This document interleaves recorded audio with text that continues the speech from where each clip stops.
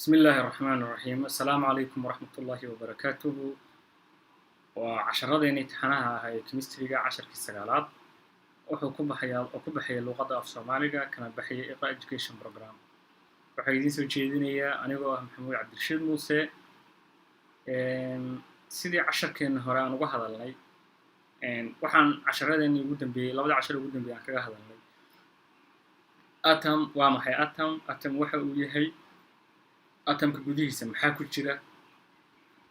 atom gudihiisa waxa ku jira hadda aan soo qaadanay waxa la yiraahdo neutrons iyo protons iyo electrons neutrons iyo protons waa ka hadalnay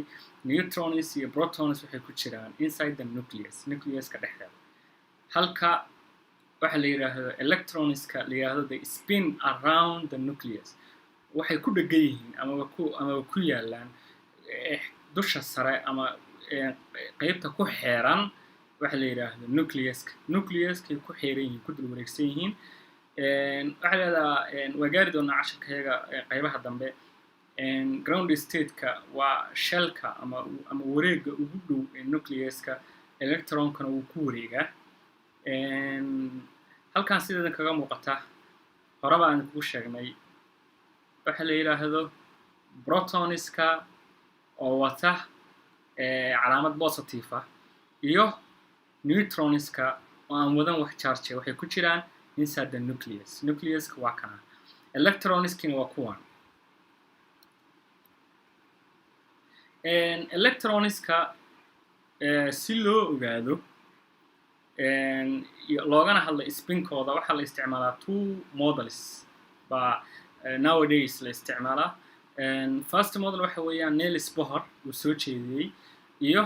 oo ka hadlaya structuralka waxa la yiraahdo structural atomka ka hadlaya si gaar ah u saaraya maaragtay waxa la yiraahdo electrons-ka tan kale waxa la yiraahdo quantum mechanical model so Niels Bohr modelkiisa uu fudud yahay wuuna ka yara simbalsan yahay marka loo eego quantumku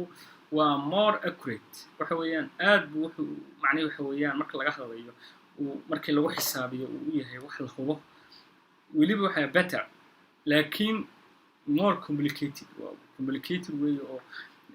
qaabka loo xisaabinayo waa xisaabaad uu badan yahay iyo fahanka iyo aad buu aad marka Niels Bohr ayaanu hadda anagu qaadanaynaa modelkiisii so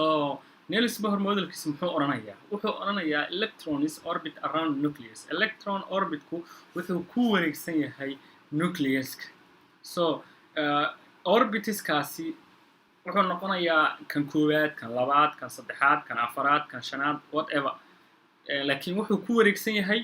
waxa la yiraahdo nucleus-ka so orbits at different energy level orbitadu waxay kala leeyihiin levello energy level kala duwan waayo qayb waxay yihiin ground state halka qaarka kale ay ka yihiin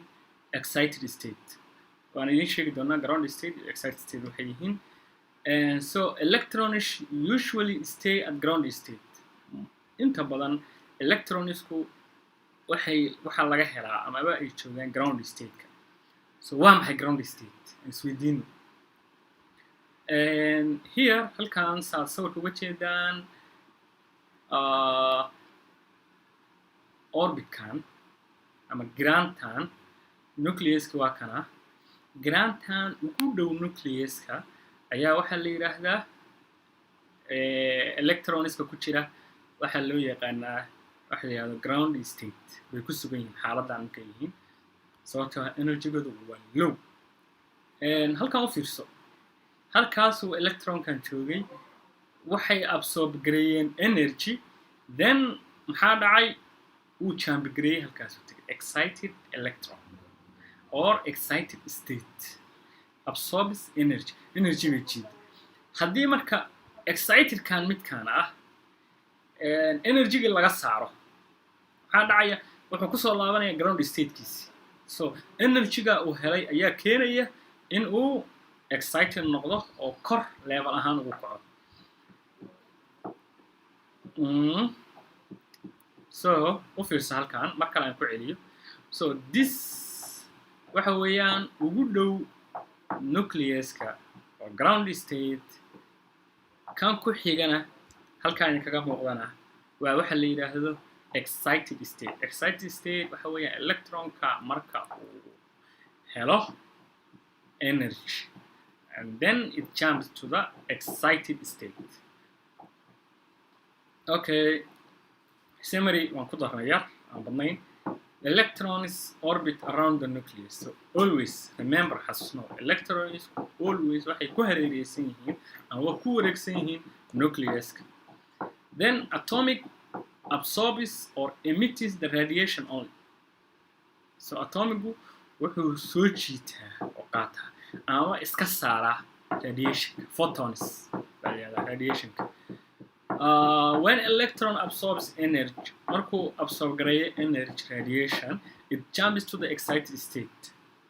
At the same vice versa, kasoo horjeedkeeda waxa weeyaan hadiiba energy-ga laga saarana waxay ku laabanaysaa ground state. Haddii energy heshana it jumps to the excited state bay u gudbaysaa sababtoo ah waxa weeyaan waxay gain gareysay photons. casharkayga caawa intaas ku eegyahay walaalayaal mahadsantiin la socodshadiina insha Allah ilaawinin inaad subscribe gareysaan casharadana kale insha Allah waxaan u socon doonaan joogtay noqon doona hadii Ilaahay raawo sidaas ay taxano u ahaan doonaan. Assalaamu calaykum waraxmatullaahi tacaala wa barakaatuh.